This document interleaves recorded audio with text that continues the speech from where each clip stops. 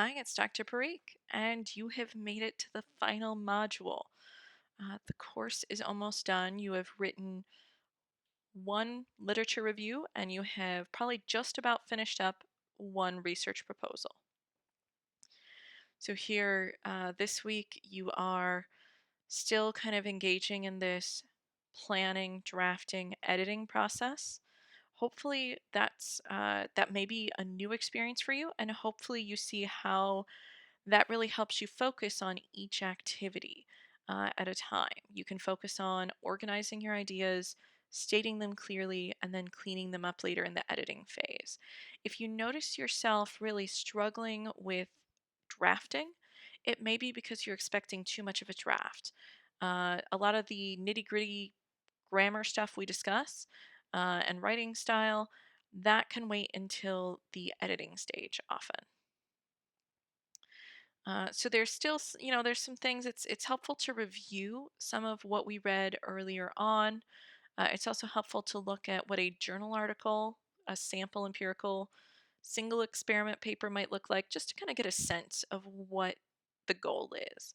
Um, the student paper checklist, again, with the same warnings, and sections of writing with style that have already been on the recommended reading list, but might be helpful to look at again.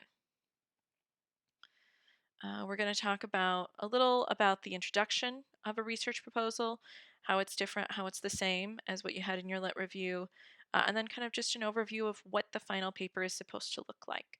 Remember, there are sample papers you can look at. I don't give a separate template for the final research proposal paper for a few reasons. One, you are ideally building this on your lit review paper, so you're just kind of creating copy after copy. But also, I want to make sure that you are building up skills. I think of scaffolding in this class. So I offer, just like with the article notes, I offer a lot of support for the paraphrasing assignment, which goes into your article notes 1. And then by article notes 4, I'm kind of just checking your citations and looking for anything that seems blatantly wrong. So with the paper formatting, I start off by giving you a template that is very complete, very detailed, but then later in the course, I expect you to work to figure out how do you add in headings, how do you get the formatting right as you do that, and then get a chance to have me look and see how well you did at it. You're still checking in with your peers. The discussions are moved a little earlier in the week, partly because you don't have a lot else that you're doing, and partly because I want you to be able to wrap up a little earlier than usual this week. Partly because I want your research proposal. I want it to have an extra weekend to grade these because I'm expected to put in grades, especially for graduating seniors, fairly quickly.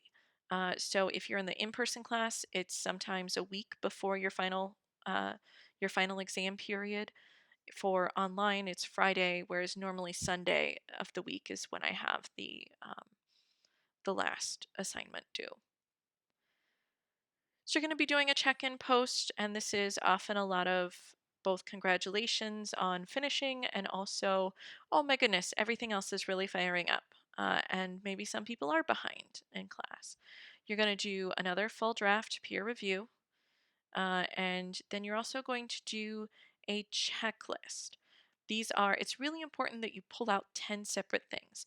I don't care what those 10 things are. It could be different types of comma usage that you have to check for. It could be different contractions that you use or different words you mix up. So instead of I need to check for commonly mixed up words, you might say I have to check for affect and effect. I have to check for there, and there, and having those as individual. I'm fine with that. Now, if you say there is three different things out of your 10 on your checklist, I will probably have some issues with that.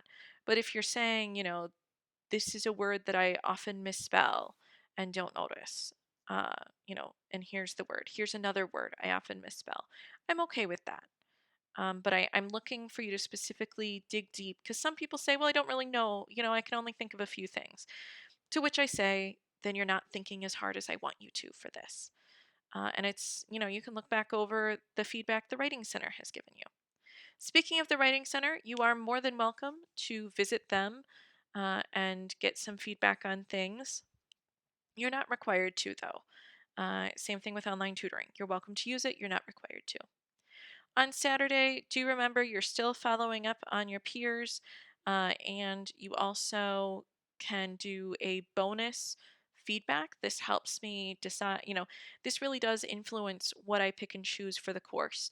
For example, this semester, when I started to see how many resources, Academic Writer and the APA Style blog have to offer, and I realized it could provide a lot of content for the class. I knew from feedback from students that some students really like writing with style, but a lot of them have said it's not that helpful.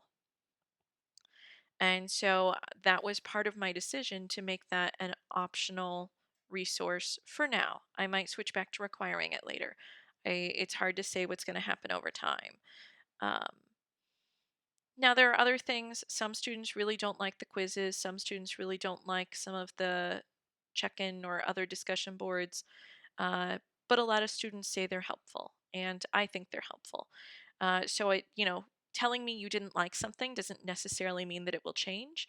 Again, as a reminder, if you tell me that something, there's too much time on this, or I'm sorry, there's not enough time to do this section, this module, this step, I would really appreciate a suggestion of where you think the time should be taken from instead. Because whether you're in the 7 week or the 15 week, this course feels tight. It feels like you're rushed, but particularly if you're in the online course, it's going to feel rushed. That's what an accelerated course is. And so if you think something happens a little too fast, I would really appreciate a suggestion of what to cut down instead. I have adjusted the course based on, I used to rush things much faster in the beginning, and then I found that a lot of students fell behind and got confused, and that the ending things didn't always take as long as I thought they would. So now I've switched to where I think I feel like I'm crawling in the beginning, but that seems to work better for students in general. I have I really enjoy this course every semester. It's a lot of work, but I also feel really good about the work that I do. So I have enjoyed having you in class. I hope you see how much you've grown. I've never had a student who I didn't think grew.